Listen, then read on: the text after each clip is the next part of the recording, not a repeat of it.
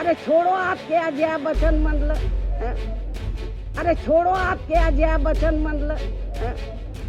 UP की पूर्व मुख्यमंत्री और बसपा प्रमुख मायावती ने शनिवार को प्रेस कॉन्फ्रेंस कर SC/ST के आरक्षण मुद्दे पर केंद्र की मोदी सरकार के साथ साथ विपक्ष पर भी खूब हमला बोला।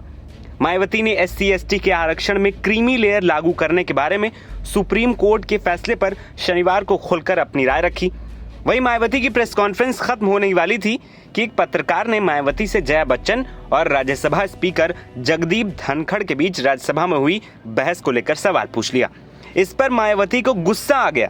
अब तक मायावती अपनी बात शालीनता से रख रही थी, लेकिन जया का नाम सुनते ही मायावती बिभर पड़ी।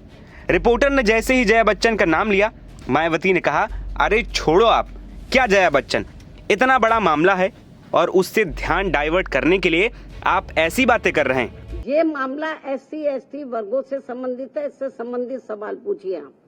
ठीक है, धन्यवाद। अरे छोड़ो आप क्या जया बच्चन मंडल, इतना इम्पोर्टेंट मामला है, देश के करोड़ों SC/ST वर्गों के हितों का मामला है। आप उससे ध्यान डाइवर्ट करने के लिए आप ऐसी बातें कर रहे हैं, तो आप उनसे पूछो जाके। देखा आपने कैसे जया बच्चन का नाम सुनते ही मायावती गुस्सा पड़ी।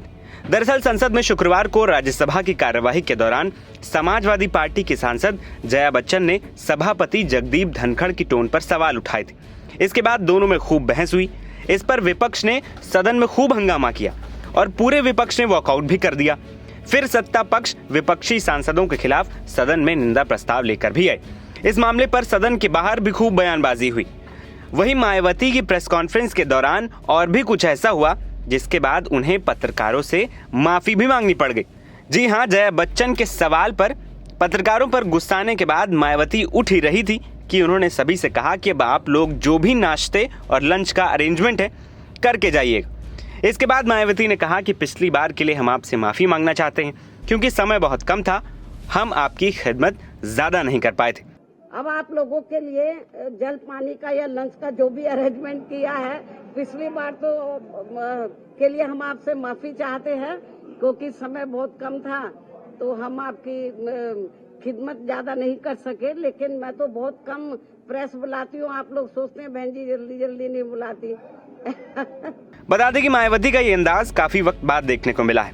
अक्सर मायावती सोशल मीडिया के जरिए ही पार्टी का पक्ष रखती दिखाई देती हैं। बहुत ही कम मौकों पर वो प्रेस कॉन्फ्रेंस या फिर मीडिया के सामने आती हैं, लेकिन एक बार फिर मायावती अपने पुराने अंदाज में नजर आईं और ऐसा उनकी पार्टी के लिए भी जरूरी है क्योंकि हर बीतते चुनाव के साथ बसपा का ग्राफ नीचे ही गिरता जा रहा है।